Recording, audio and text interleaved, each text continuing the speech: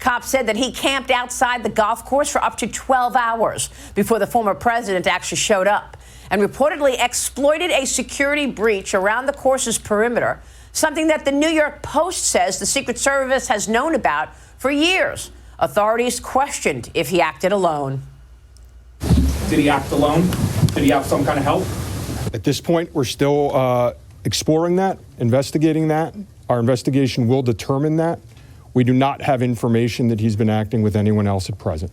The FBI is taking the lead in the investigation. They are conducting search warrants of the vehicles, the electronic devices, social media posts. They are reviewing what we call CAST, our cellular analysis service team, which investigates the pings. Where was this individual at and what hours? It was determined that he had been outside of that golf course in that vicinity since about 1:30 in the morning, Sunday morning. How did he get there? He's just camping out and waiting for President Trump to arrive and golf? How did he know that President Trump was going to be golfing there? We know that was what, the Secret Service Director, acting Secret Service Director said was an off-record movement. So very few people knew that was even going to be occurring. But I think one thing that I'd like to bring to your attention, Maria, as a former FBI agent, is that when these incidents occur, there seems to be a pattern that the FBI did have note of who this individual was prior to, these incidents occurring. And I would like to take a moment and read exactly what the SAC of FBI Miami did say in that press conference, because I think it's important for viewers to understand. Sure. He said, quote, "He was the subject of a previously closed 2019 tip to the FBI where it was alleged that he was a felon in possession of a firearm. In following up on the tip, the alleged complainant was interviewed and did not verify, I repeat, did not verify providing the initial information. The FBI passed that information to local law enforcement in Honolulu." Close quote. So here we are again. There's another awful incident that occurred. Thankfully, President Trump is alive. But this was actually on the FBI's radar back in 2019.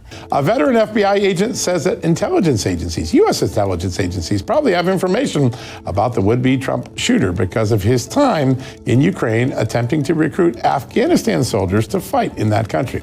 The Florida sheriff handling the assassination attempt says he has concerns about how the suspect reached Trump's golf course and if there was a possible quote-unquote conspiracy trying to kill Trump. Now, the FBI announced that they had previously received a tip about the man now suspected of trying to kill President Trump because a tipster said he may have possessed firearms back in 2019 while he was already a felon. Yeah. So my concern right now is, this assassin is in federal custody. He better stay alive.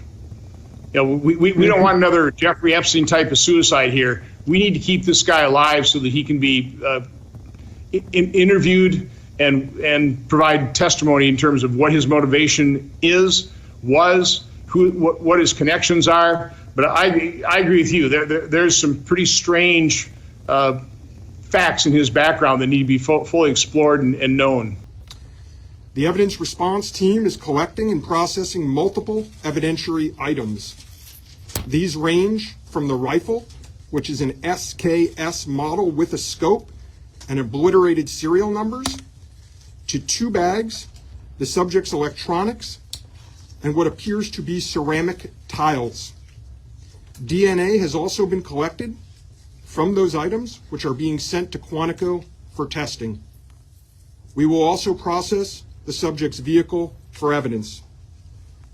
The cellular analysis survey team, what we refer to as CAST, conducted thorough analysis of the subject's cellular device locations. The CAST analysis aligns with witnesses' account of the subject's presence at the scene both before and around the time of the incident on September 15th. More specifically, we're continuing to conduct analysis and will be compiling the subject's movements in the days and months leading up to September 15th. Cellular data shows that the subject was in the vicinity of the golf course roughly 12 hours before the engagement with the United States Secret Service. Our investigative teams conducted a neighborhood canvass in an effort to collect and obtain relevant video footage.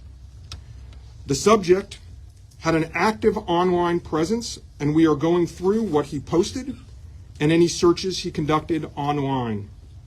In addition, we're going through media reports and public statements he made that he wanted to recruit Afghan soldiers and others to fight for Ukraine.